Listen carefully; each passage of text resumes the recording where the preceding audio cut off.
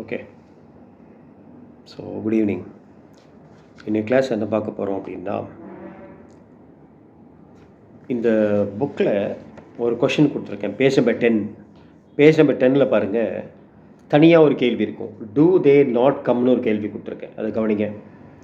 Two they not come அப்படின்னு ஒரு கேள்வி கொடுத்துருக்கேன். இது என்ன அப்படின்னா, இந்த பக்கம் லெஃப்ட் சைடில் டூ தே கம்னு கொடுத்துருப்பேன்.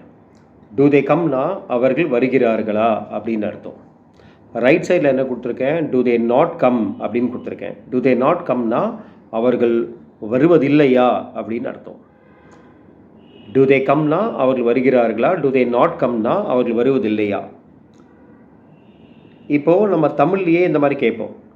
இப்போது இந்த நாட்டு கேள்வியில் நாட்டு வந்துட்டா அது நெகட்டிவ் கொஷின் சொல்லுவாங்க. டூ தே நாட் கம்னா கேள்வியில் நாட் இருக்குது, நெகட்டிவ் கொஷின்.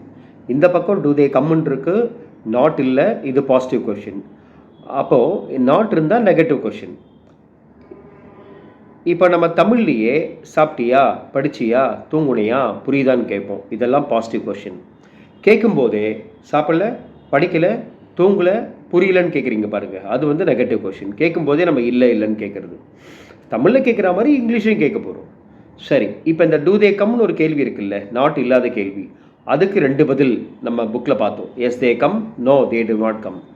இதே போல் இந்த ரைட் சைடில் ஒரு கேள்வி இருக்கு பாருங்கள், do they not come, not இருக்குது, நெகட்டிவ் கொஷின். இந்த கேள்விக்கும் நம்ம எஸ் நோன்னு 2 பதில் கொடுக்கலாம்.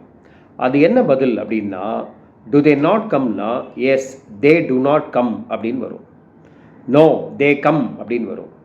டூ தே நாட் கம் அப்படின்னா yes they do not come, no they come அப்படின்னு வரும். அவர்கள் வருவதில்லையா, ஆம் அவர்கள் வருவதில்லை, இல்லை அவர்கள் வருகிறார்கள் அப்படின்னு வரும்.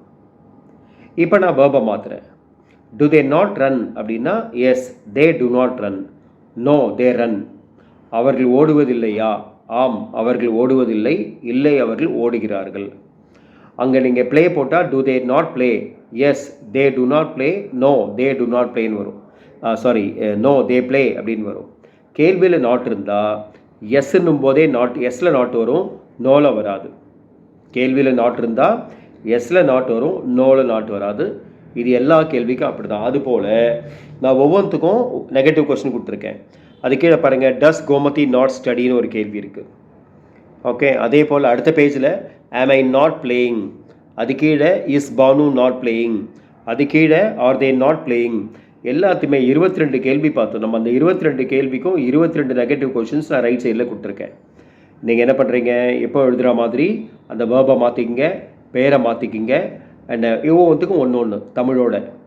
எப்படி, டு தே நாட் கம்னா yes they do not come, no they come. அவர்கள் வருவதில்லையா, ஆம் அவர்கள் வருவதில்லை, இல்லை அவர்கள் வருகிறார்கள் அப்படின்ட்டு இந்த மாதிரி ஒவ்வொன்றுக்கும் ஒரு நெகட்டிவ் கொஷின் எழுதுங்க தமிழோட. மொத்தம் 22க்கும் 22 எழுதணும். அதை நீங்கள் எழுதிருங்க, அதை எழுதி அனுப்புங்க. சரி, அதுக்கப்புறமா உங்களுக்கு உங்கள் வாட்ஸ்அப்புக்கு வந்து ஒரு பேஜ் ஒன்று அனுப்பிச்சிருக்கேன்.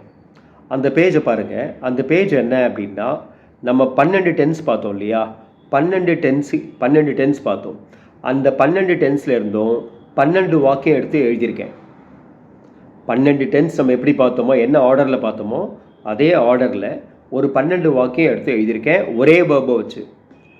தே study, they are studying, they have studied, they have been studying. இது ப்ரெசண்ட்டில். பாஸ்டில் they studied, they were studying, they had studied, they had been studying. இது பாஸ்ட் டென்ஸ்.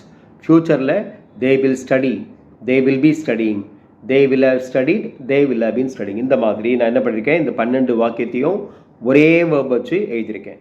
இப்போ நீங்கள் என்ன பண்ணுறீங்க, இதே போல் 12 வாக்கியம் வேறு வேர்ப் வச்சு, நான் ஸ்டடி போட்டிருக்கேன்ல, நீங்கள் வேறு வேர்ப் வச்சு இதே போல் ஒரு 12 வாக்கியம் எழுதணும்.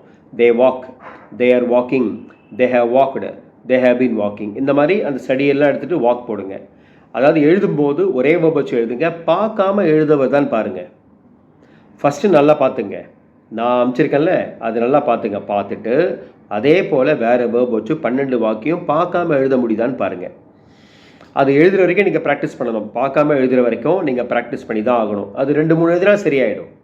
ஒரு 2-3 தப்பானா கூட 4வது எழுதும்போது தப்பு இல்லாமல் எழுத வந்துடும். தப்பு இல்லாமல் எழுத வரும்போது அது அப்படியே தமிழ்லேயே எழுதணும். அவர்கள் படிக்கிறார்கள், அவர்கள் படித்து கொண்டிருக்கிறார்கள், அவர்கள் படித்திருக்கிறார்கள், அவர்கள் படித்து கொண்டே இருக்கிறார்கள். இந்த மாதிரி 12க்கும் தமிழ்லேயும் எனக்கு எழுதி அனுப்பணும். ஒன்று எழுதி அனுப்பிச்சா போதும். பார்க்காம இங்கிலீஷில் 12 வாக்கியம் அதை அப்படியே தமிழில் மாற்றி எனக்கு எழுதினா போதும். இது தே வச்சு. அதுக்கப்புறம் என்ன பண்ணுறீங்க, தேக்கு பதிலாக தே வந்து ப்ளூரல். அந்த 12 வாக்கியத்துலேயும் தே போட்டு எழுதியிருப்பேன். தே வந்து ப்ளூரல். அங்கே என்ன பண்ணுறீங்க, அடுத்து சிங்குலர் போட்டு எழுதணும். ஹீ இல்லை ஷீ ஏதாவது போட்டு நீங்கள் எழுதலாம். அப்போ போட்டு எழுதும்போது he studies, he is studying, he has studied, he has been ஸ்டடிங்னு வரும். அந்த மாதிரி சிங்குலர் போட்டு ஒரு 12 வாக்கியம் எழுதணும். எழுதி பார்க்காம ஒரு 12 வாக்கியம் எழுதி அதை தமிழில் எழுதி எனக்கு அனுப்பிச்சா போதும்.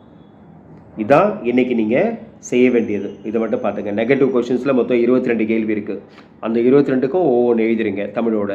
அடுத்து இந்த பக்கம் இப்போ நான் அனுப்பிச்சது இருக்குல்ல, அதை வச்சு என்ன பண்ணுறீங்க, வேறு வேர்ப் வச்சு பார்க்காம ப்ளூரல் வச்சு ஒரு 12 வாக்கியம், சிங்குலர் வச்சு ஒரு 12 வாக்கியம். இதை மட்டும் எனக்கு எழுதுங்க தமிழோட. எனக்கு எழுதி அனுப்புங்க. இது மட்டும் போதும் இன்றைக்கி. சரியா? சரி பண்ணுங்க. நம்ம அடுத்த கிளாஸில் புது பாடம் போகலாம்.